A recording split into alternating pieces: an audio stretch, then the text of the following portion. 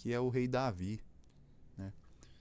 Infelizmente, quando se fala em rei Davi, na cabeça de muitos a primeira coisa que eles pensam é nesse indivíduo fofinho, né, segurando uma harpa,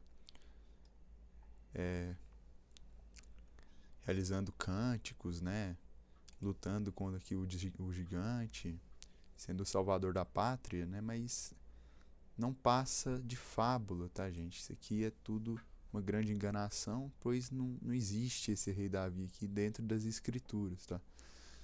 E é isso que a gente vai fazer aqui nesse canal, é ler as escrituras como exatamente como deve ser interpretado, né? Então, parando de enrolação, né, para enxutar aqui o estudo, eu já vou trazer esse texto aqui que o apóstolo Paulo menciona Davi, né? Lembrando que o apóstolo Paulo, o Messias e os discípulos não se misturam com essas gentalhas do judaísmo, tá, gente? São coisas totalmente distintas, mas esse tema vai ser abordado em outra ocasião, tá? Na verdade, o Pai foi revelado pelo Messias. No Antigo Testamento só tinha o demônio de Israel, o diabo, tá? Então aqui Paulo vai falar, né? E quando este foi retirado, levantou-lhes como o rei Davi, ao qual também deu testemunho e disse: Achei a Davi, filho de Jessé, homem conforme o meu coração, que executará toda a minha vontade. Então que essas palavras são do Deus de Israel, né? Dizendo que Davi era um homem segundo o seu coração, né? E fazendo uma breve pesquisa aqui, né? Ser segundo o coração de Deus significa que Davi era um homem que tinha um coração alinhado com os propósitos e desejos de Deus, buscando obedecê-lo e agradá-lo em suas ações e atitudes. Ok, então vamos nos aprofundar aqui, né, nas obras de Davi. Então vamos dar sequência aqui, né, às maravilhosas obras de Davi, que era segundo o coração do demônio, né? E ninguém vai ler isso pra vocês, tá, gente? Se vocês não pegarem pra ler, vocês serão enganados pela falsa teologia maçônica, né? Doutrina de demônios aí, que é apresentada nos templos de pedra, né? Porque Davi disse naquele dia, né? No dia que ele ia subir contra os jebuseus, né? Pois ele odiava os coxos e cegos, conforme diz o texto aqui, né?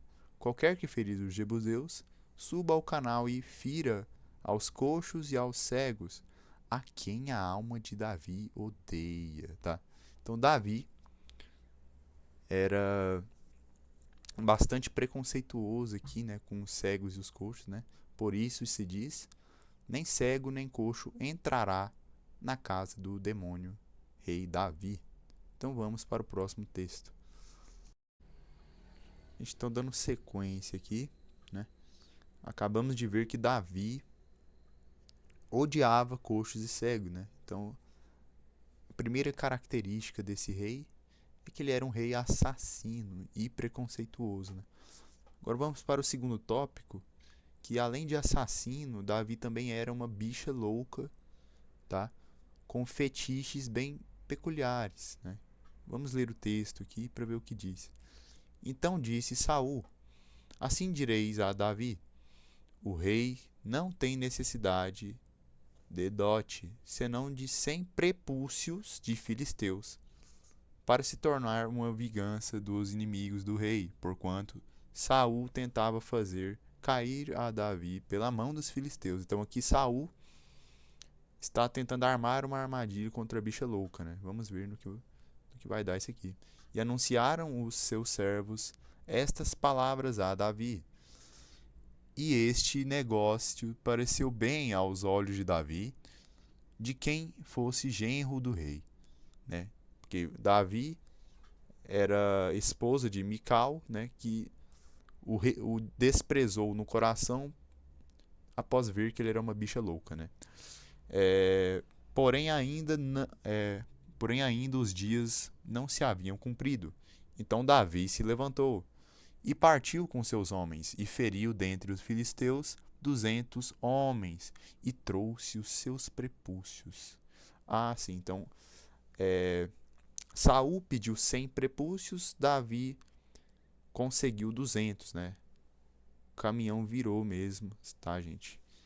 São muitos prepúcios aí pro rei Davi chupar durante a sua noite.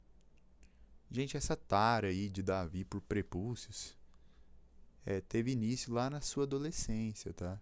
Quando ele e Jonatas, filho de Saul, viveram um romance, né? Os dois viviam rolando na grama juntinhos, né?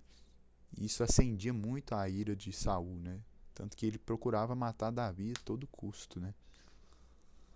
Até que o velho morreu e deixou o trono para Davi depois, né? Então vamos ler aqui o texto de 1 Samuel, capítulo 18. E Jonatas e Davi fizeram aliança, porque Jonatas o amava como a sua própria alma. Eita! E Jonatas se despojou da capa que trazia sobre si e deu a Davi, como também as suas vestes, até a sua espada, o seu arco e o seu cinto. Então Jonatas ficou despido, ficou peladão, tá? E aqui no começo fala que a alma de Jonatas se ligou com a alma de Davi. Então eles fizeram um coito, tá? Davi era cheio de fazer amor com a mão na parede, tá? Assim como vários psicopatas aí durante a história, né? Como Alexandre o Grande também, que era um genocida e também tinha desejos sexuais floridos por homens, tá?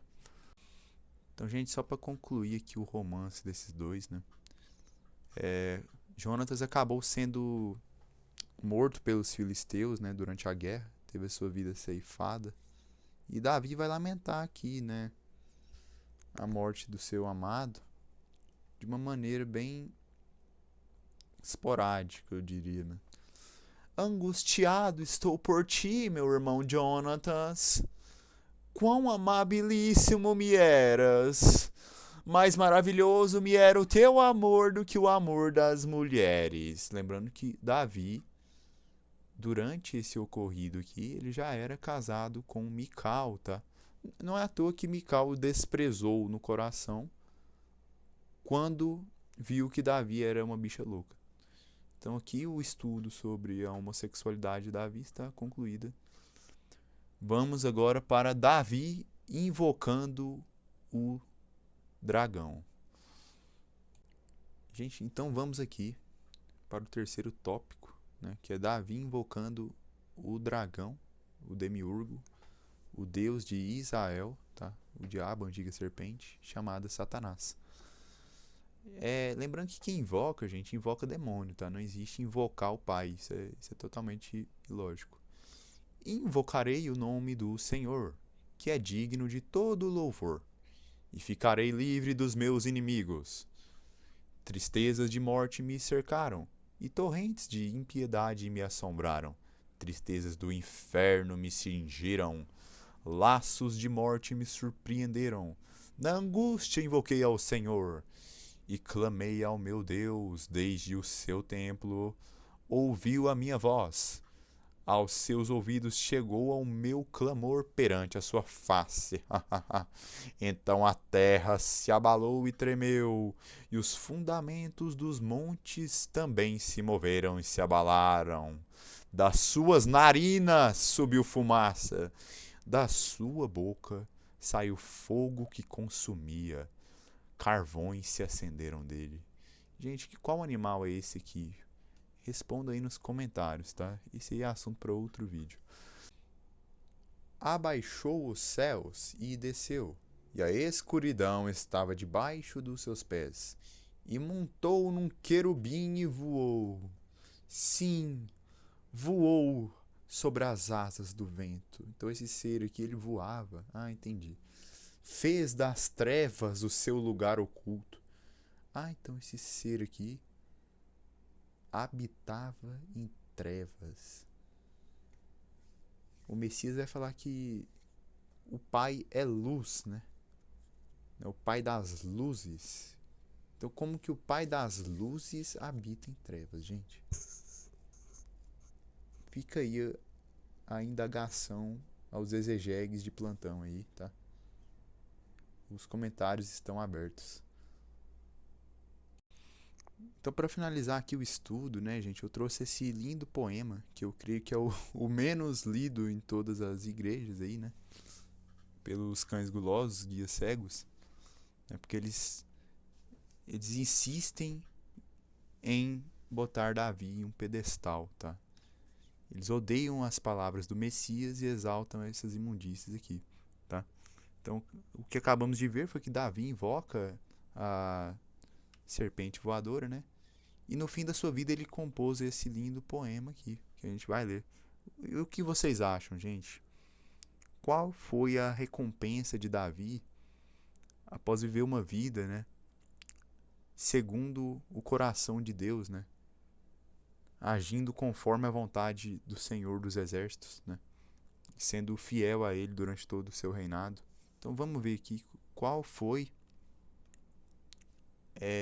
o destino de Davi na pós-vida, né? Senhor Deus da minha salvação. Ixi, vamos ver se salvou mesmo, hein? Diante de ti tenho clamado de dia e de noite. Chegue a minha oração perante a tua face.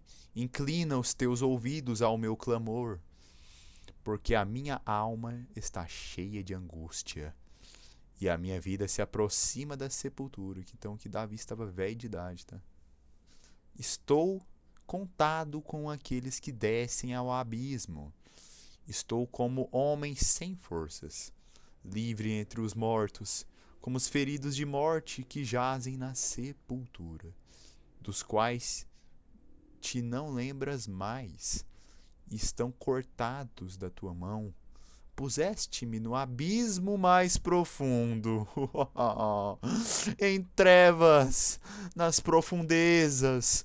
Sobre mim pesa o teu furor, tu me afligiste com tuas ondas. Então que Davi está indo para o inferno, gente. Gente, que absurdo. Um homem segundo o coração de Deus indo para o inferno. Como é que pode? Como é que vai para o céu então, né, gente? Como é que decifra esse código aí do céu? Eu quero saber. Porque nem sendo segundo o coração desse demônio aqui tem como ir pro céu, né? A minha vista desmaia por causa da aflição. Senhor, tenho clamado. A ti todo dia tenho estendido para ti as minhas mãos. Mostrarás tu maravilha aos mortos? Ou os mortos se levantarão e te louvarão? Será que as maravilhas desse Deus só vão ser anunciadas no inferno, gente? Será anunciada a tua benignidade na sepultura? Ou a tua fidelidade na perdição? Então aqui Davi está falando, né, que esse Deus nunca foi benigno nem fiel, né? Será que na perdição o demônio vai ser fiel a Davi?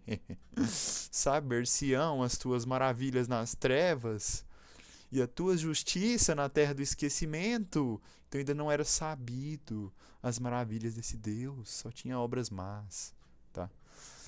Eu, porém, Senhor, tenho clamado a ti de madrugada, te esperará a minha oração. Senhor, por que rejeitas a minha alma? Por que escondestes de mim a tua face? Então que o demônio abandonou Davi, né? Estou aflito e tenho estado a morrer desde a minha mocidade.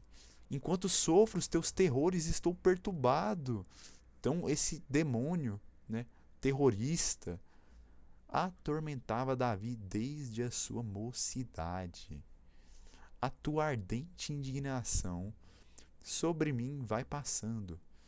Os teus terrores têm retalhado. Eles me rodeiam todo dia como água.